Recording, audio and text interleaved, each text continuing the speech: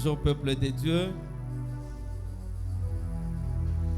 nous bénissons le Seigneur ce matin pour la grâce qu'il nous a faite de nous retrouver dans sa présence et de pouvoir aussi parler de sa part.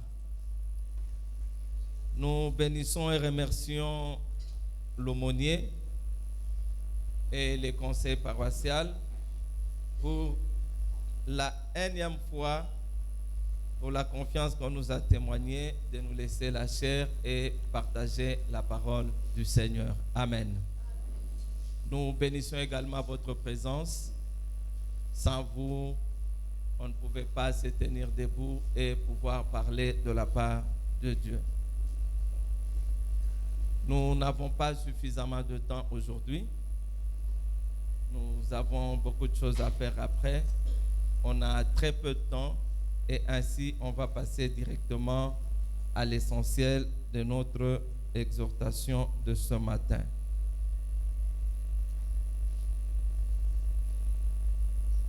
Nous allons lire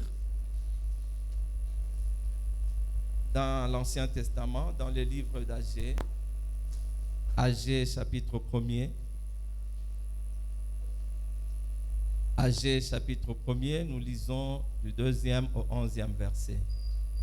Agée chapitre 1er, du 2e au 11e verset.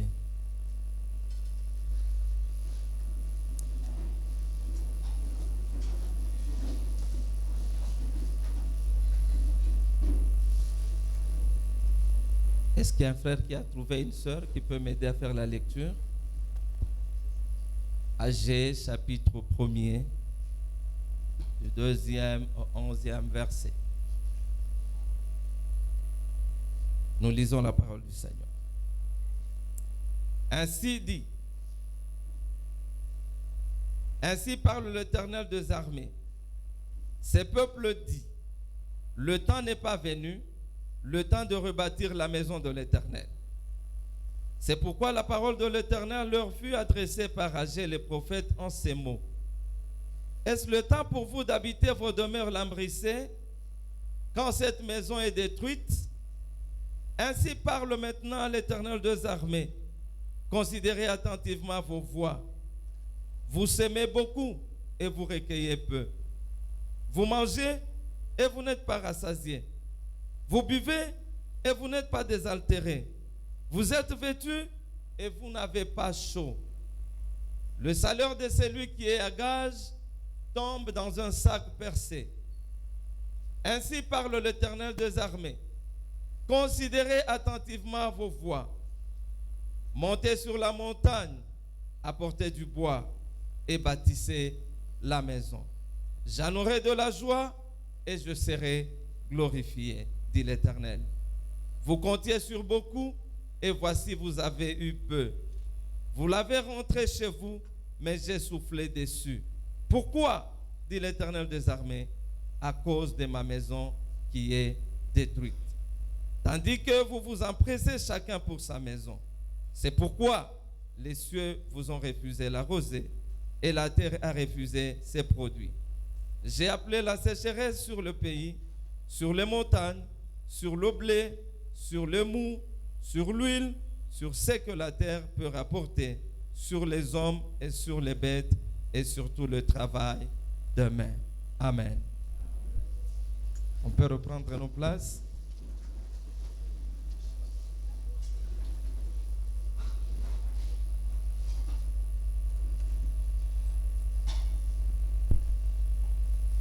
Cette année, on a commencé notre thème.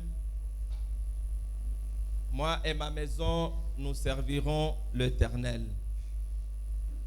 Un bon thème pour chaque enfant de Dieu parce que nous sommes appelés à servir notre Créateur, notre Maître, notre Sauveur.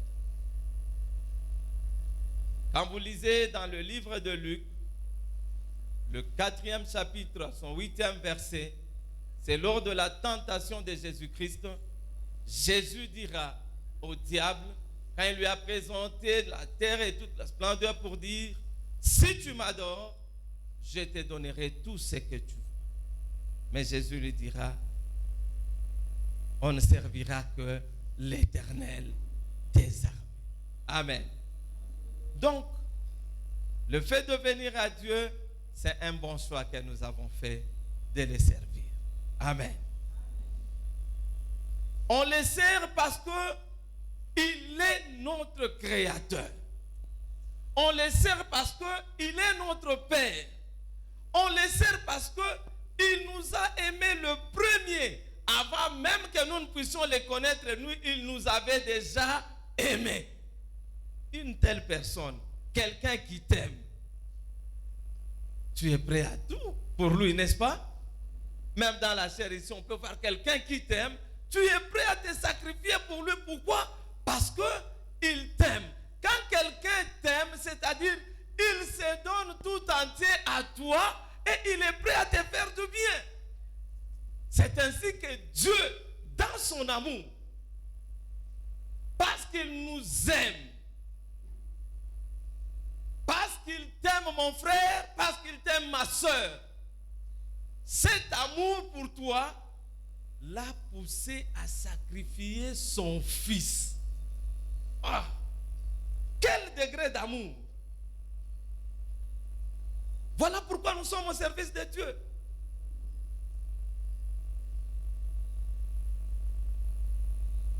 On est au service de Dieu pas par obligation. On est au service de Dieu pas par contrainte. Mais on est au service de Dieu par amour. On répond à l'amour de Dieu par le service. Alléluia. Voilà pourquoi nous sommes là. Nous sommes là pour le servir.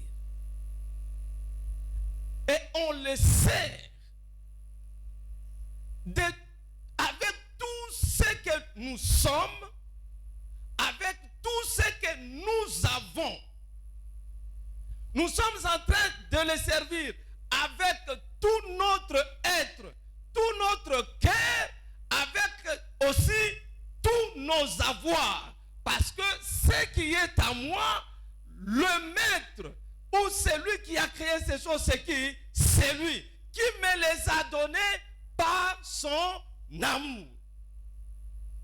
Ce n'est pas par mérite que nous avons ces choses, c'est par pure grâce. Amen. Et quand nous servons Dieu, il n'y a pas de saison. Pour dire ça, c'est la saison où je vais servir Dieu, mais pour ce temps ici, non, je ne peux pas. Il n'y a pas de saison pour servir Dieu.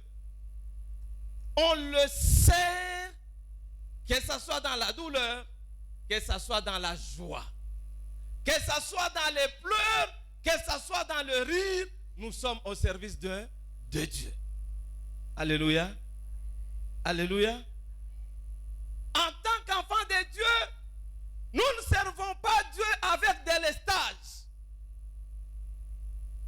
Nous choisissons des moments pendant ce temps d'abord. Non. Que ce temps passe d'abord, je me mets en repos et puis je vais revenir. Non.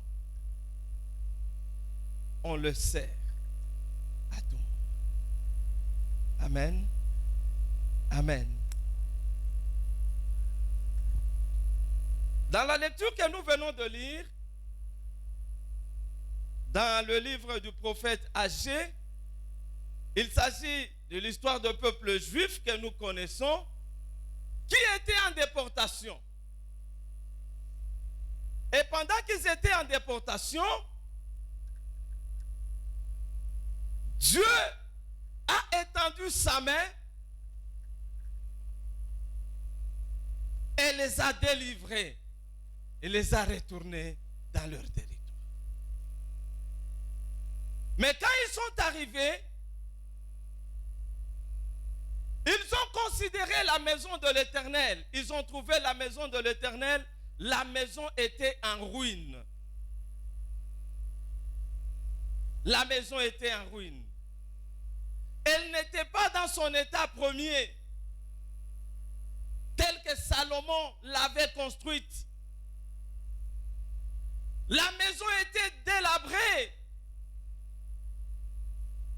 Mais quand Israël est sorti, le roi Cyrus avait même préfinancé les travaux de ce temple-là. Dieu a suscité le cœur d'un roi païen qui libère le peuple de Dieu. Si vous voulez bien comprendre ce récit, c'est mieux que vous alliez lire le livre d'Esdras. C'est le contemporain d'Agé. Et le roi va subventionner la construction, ou bien préfinancer la construction du temple. Israël est arrivé, ils ont commencé la reconstruction. Ils ont érigé la base, ils ont reconstruit l'autel. Après quoi, ils ont abandonné le travail. Ils ont abandonné le travail. Je pense, ça c'est moi qui réfléchis, parce que ce n'est pas écrit, c'est peut-être que l'argent que le roi avait donné pour la construction du temple était terminé. Il n'y avait plus de financement. Ils se sont dit, il n'y a plus d'argent, qu'est-ce qu'on fait? On arrête. Ils se sont relâchés dans l'œuvre. Quand ils se sont relâchés, 17 ans après, le temple était en train de se détériorer au jour les jours. Au jour les jours. Au jour les jours. C'est alors que l'Éternel vient parler à Agé, le prophète. Et Agé, il va prophétiser. Il va parler aux Juifs pour dire, voici ce que l'Éternel est en train de dire. Vous êtes en train de pleurer, de dire, nos choses ne marchent pas. Nous travaillons beaucoup, mais nous n'avons rien. Nous mangeons, nous ne sommes pas rassasiés. Nous sommes vêtus, nous sommes presque nus. Mais pourquoi cela? Le Seigneur dit, parce que vous avez abandonné mon temple. Vous avez abandonné ma maison. Ici, l'Éternel ne fait même pas allusion à lui. Pour dire, vous m'avez abandonné, moi, Dieu. Je suppose qu'ils étaient en train de prier. Ils cherchaient la face de Dieu. Ils étaient dans la présence de Dieu. Mais comme Dieu, dans son amour, il voit, parce que Dieu dit, mon peuple périt faute de connaissances. Mon peuple ne périt pas faute de prière. Nous prions beaucoup de fois et nous manque de connaissances. Et ça nous conduit à la mort. Nous prions beaucoup, mais il nous manque la connaissance. Et même quand le diable veut t'attaquer, il va t'attaquer sur base de ta connaissance. Parce qu'il sait où se cache ta faiblesse. Quand il découvre ta faiblesse, c'est par là qu'il va t'attaquer. Je suppose qu'ils étaient en communion avec Dieu. Ils priaient, ils pouvaient gêner, demandant à Dieu, jusqu'à quand cette situation? Nous sommes devenus malheureux. Nous travaillons, mais nous n'avons rien. Qu'est-ce que nous pouvons? Mais Dieu, dans son amour, envoie Agé et dit, Agé, va leur dire, s'ils ont ça, c'est parce qu'ils ont abandonné ma maison. Amen. Nous allons prendre juste 2 vérités pour que nous puissions, sur lesquelles nous devons discerner. L'exhortation de ce matin, je l'ai intitulée « Lèvons-nous et bâtissons ». Lèvons-nous et bâtissons. Pourquoi est-ce que le peuple est dans la misère? Pourquoi est-ce que le peuple est dans la souffrance? Pourquoi est-ce que le peuple ne jouit pas du fruit de son travail? Pourquoi? C'est la grande question que je me suis posée. Alors que ce sont les gens qui prient. Ce sont les gens qui sont aimés par Dieu. C'est Dieu qui les a libérés. Et Dieu les a amenés. Pourquoi? La première des choses, parce qu'ils ne discernaient pas le temps Ils ne savent pas discerner le temps. Parce qu'ils ne savent pas discerner le temps. Amen. Ça se trouve dans le verset 2. Dans le deuxième verset. En fait, pour le peuple, par rapport à la situation qu'ils traversaient, pour eux, le temps de construire l'église, le temps de bâtir le temple n'était pas arrivé. Alors que pour Dieu, le temps était déjà arrivé. Depuis les jours qu'ils ont quitté Babylone pour aller, les royaumes perses, pour arriver, et Dieu a commencé par toucher les cœurs des rois païens pour subventionner afin de le réveiller. Et ils étaient toujours dans le sommeil, en train d'attendre le temps de Dieu pour qu'ils puissent rebâtir. Alors que pour l'Éternel, le temps est déjà arrivé.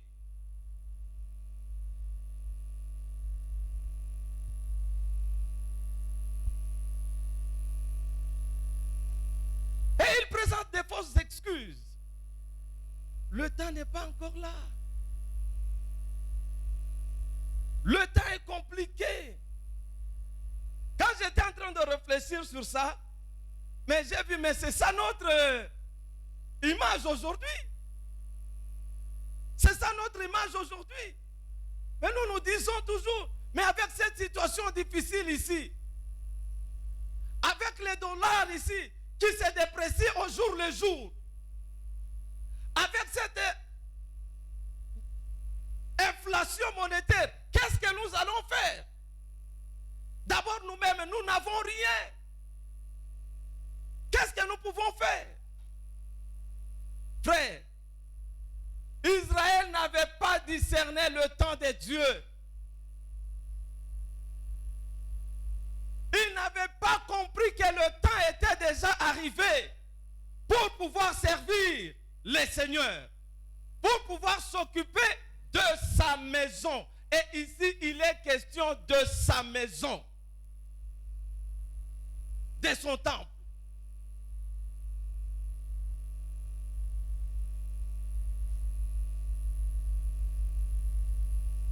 Mais pendant qu'il disait le temps n'est pas encore arrivé, la situation est difficile, la situation est compliquée, et ils étaient dans leurs propres affaires. Ils pouvaient aller travailler, ils pouvaient voyager, ils pouvaient faire ceci ou cela, ils faisaient tant de choses. Pour eux, c'est le temps de faire ce qu'ils peuvent faire. Mais pour la maison de Dieu, le temps n'est pas encore arrivé. La grande question que je me pose, la question, est-ce pas le cas pour toi et pour moi? Est-ce que ce n'est pas le même langage que nous adoptons aujourd'hui, vous et moi, pour dire la situation est compliquée? Attendons. Les temps sont difficiles. Les temps sont difficiles. Bien-aimés, Dieu même dans le désert, Israël qui sort du désert, Dieu demande à Israël, dit, donnez, offrez pour la construction de mon tabernacle. Tu attendras quand? Tu attendras quand? Vous savez, bien aimé, on doit savoir saisir les opportunités que le Seigneur nous donne. Ça ne vient pas chaque jour. Dans la Bible, il y a une histoire. Chaque fois quand je réfléchis à ça, je dis, oh, il faut savoir saisir les opportunités. Quand Dieu ouvre une brèche, il dit, faites, saisissez le temps. Faites-le dans le temps. Vous allez le regretter après.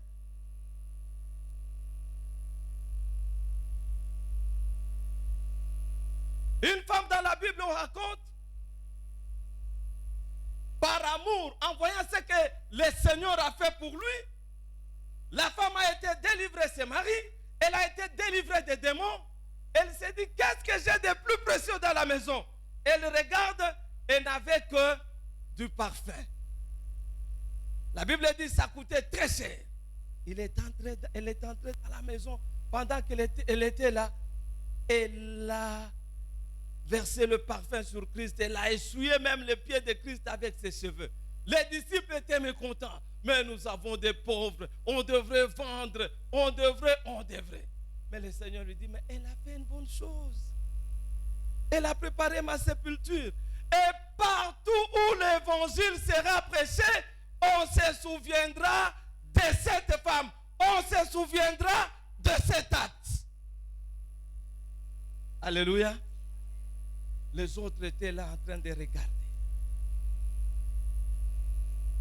Quelque temps après, Christ meurt. On va l'enterrer. Maintenant, il y a un groupe de femmes aussi qui se disent, elle paye des parfums. Allons. Ils arrivent dans la tombe comme ça, la tombe est vide. Marie a saisi l'opportunité. Elle a dit, pendant qu'il est là, c'est le temps d'agir. Bien-aimé, c'est le temps d'agir. La maison de l'Éternel cherche des gens qui peuvent s'élever malgré la situation difficile pour qu'elle soit reconstruite. Alléluia. Pendant que vous cherchez à attendre à avoir des millions, vous les aurez, mais la maison de l'Éternel sera déjà finie. Et ça sera tard. C'est le moment. Profitez de l'opportunité pour agir. Amen. Amen. En fait, la situation les a presque aveuglés. Pourquoi?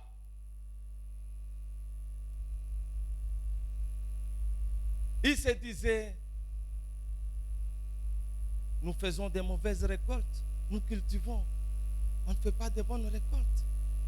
Avec ça, comment on peut faire ça? Comment on peut faire face à la vie? Payer les loyers, payer les études des enfants, manger, ensuite dire encore pour aller construire l'église. La situation les a compliqués. C'est presque notre tableau. Et par conséquent, ils se disaient, on n'a pas de moyens pour contribuer à cela. Bien-aimés, dans les peu que vous avez, dans les peu que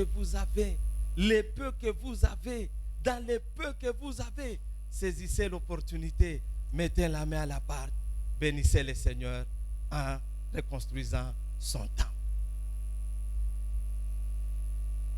Il dit dans le livre d'Hébreux, il dit qu'il n'est pas injuste pour oublier le sacrifice que vous montrez pour son œuvre. Tous les sacrifices que nous faisons, il ne les oublie pas.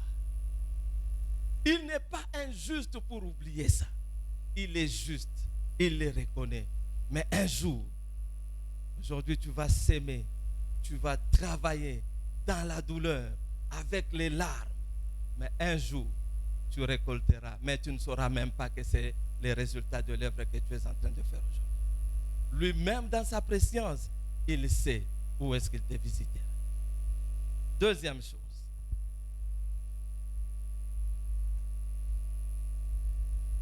Pourquoi le peuple ne jouit pas? Tout simplement parce qu'il néglige la maison de Dieu. Comme je l'ai dit, ça se trouve au verset 4. Ils avaient bien commencé.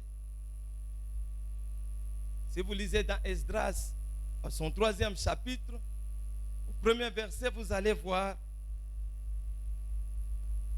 ils ont commencé à reconstruire le temple.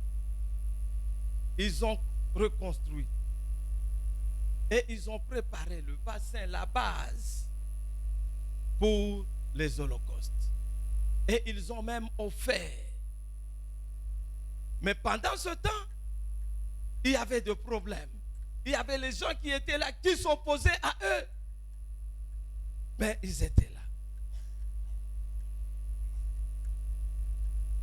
Mais pendant qu'ils étaient en train de faire cela, et ils s'occupaient de leurs affaires. Et voilà maintenant que le Seigneur vient les interpeller. Mais vous dites que le temps n'est pas encore venu. La situation est difficile. Mais comment sont vos maisons? Et ici, le Seigneur est en train de parler du plafond de son temple. Vos maisons sont lambris. Donc vos maisons ont des plafonds. Vous avez bien construit vos maisons. Mais voyez ma maison, comment est-elle?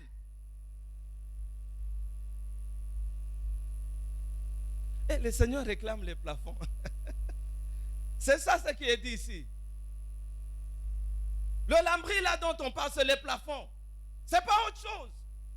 Et donc le Seigneur en a besoin. Ah, les jeudis, j'ai beaucoup aimé. On a dit qu'il faut être du bon côté pour écrire l'histoire. Tu es de quel côté, mon frère? Des observateurs ou des acteurs? De quel côté êtes-vous, ma soeur? Des chantres seulement? Tu te dis, ah, je n'ai rien. Je suis encore chez nous. Je n'ai rien.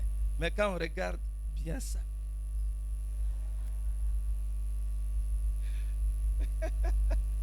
amen. Je me rappelle de Papa Willy. Lui, il disait, ton côté katava sapato na biso. Poto salanini totonga. Amen. De quel côté êtes-vous, mon frère? De quel côté êtes-vous, ma soeur? Mais vous dites, le temps n'est pas encore venu. Mais voyez vos maisons. Vos maisons sont bien garnies, bien construites, bien plafonnées. Mais ma maison, regardez-la, elle est en ruine. Et le Seigneur est triste à cause de sa maison. Et la conséquence, il dit, je ferme les cieux. Vous travaillez beaucoup, mais vous récoltez peu. Vous avez de bons salaires. Ce salaire-là, quand tu l'as, il dit c'est comme s'il entre dans une poche trouée.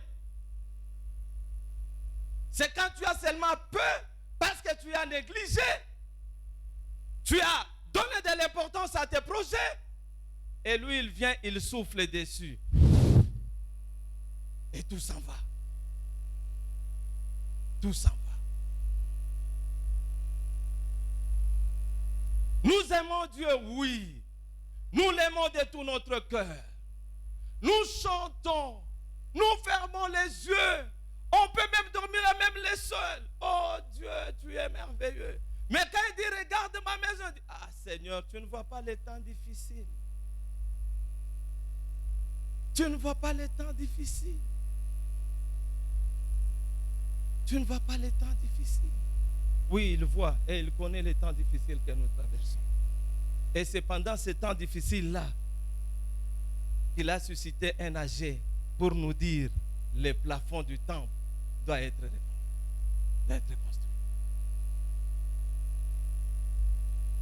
Mais pendant ce temps, le Seigneur va susciter maintenant le cœur des Zorobabel, les gouverneurs.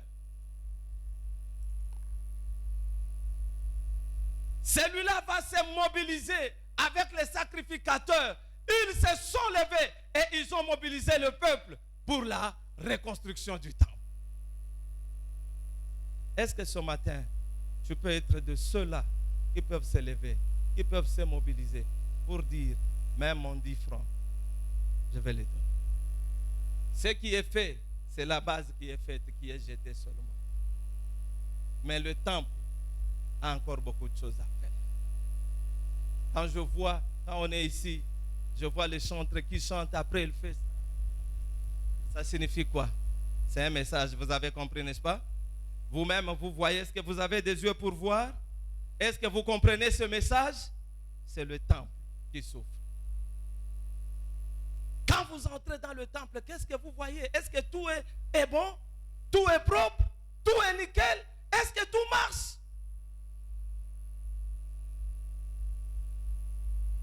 Bien-aimés, lèvons-nous et bâtissons. Certes, nous devons travailler. Certes, nous devons chercher l'argent. Mais faisons-le avec le Seigneur. Dans Matthieu chapitre 6, le verset 33, Jésus est en train de dire, cherchez premièrement le royaume des cieux et sa justice. Et le reste vous sera donné par surcroît. Bien-aimés, tant qu'on va abandonner le Seigneur et faire précéder le reste, nous courons vers le reste, nous travaillons beaucoup, nous faisons ceci, nous faisons cela. Bien-aimés, mais quel est le résultat?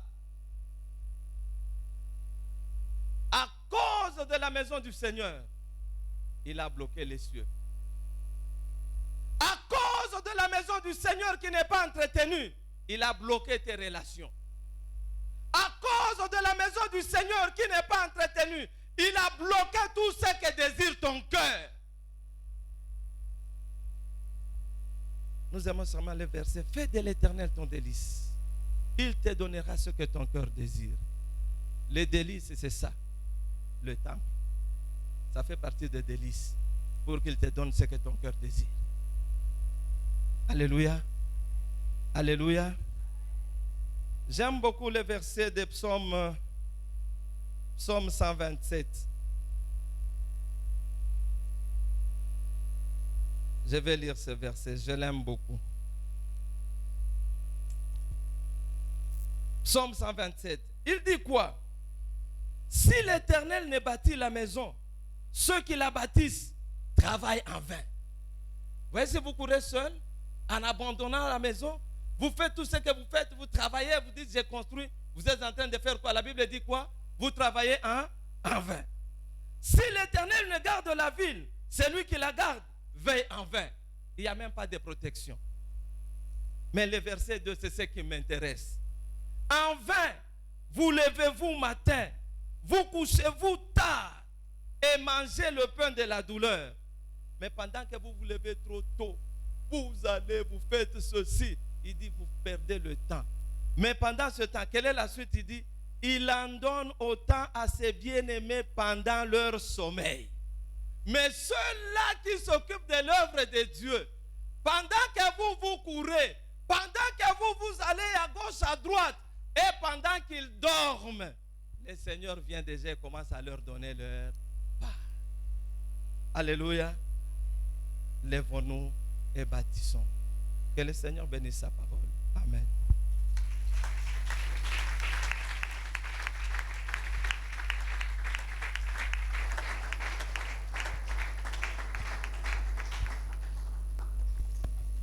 Prions le Seigneur.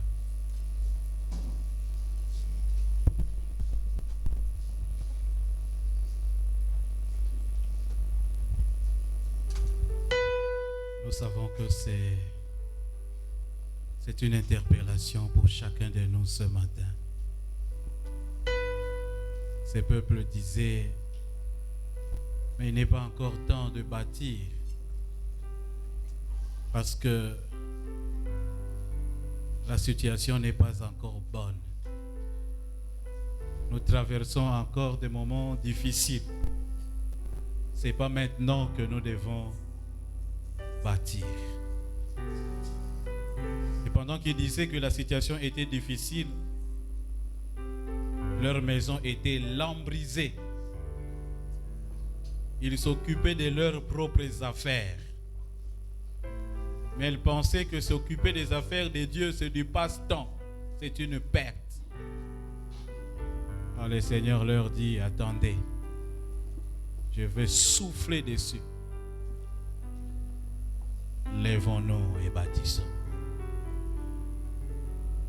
Le Seigneur nous a donné cette œuvre dans laquelle nous devons investir. Mais tu peux aussi dire comme ces peuples, il n'est pas encore temps. Parce que nous avons bandu ko salate. Il n'est pas encore temps. On a silisi makambo na ngai te. Il n'est pas encore temps. Okansaka ke makambo batu ba osala pona église. Isaka bango ba na mbongo fo basala yango. Lèvons-nous et bâtissons. Nous voulons encore prendre notre engagement ce matin, dire Seigneur, aide-moi à m'élever et à bâtir. Aide-moi à discerner que c'est maintenant que je dois le faire. Nous allons élever nos voix vers le Seigneur et dire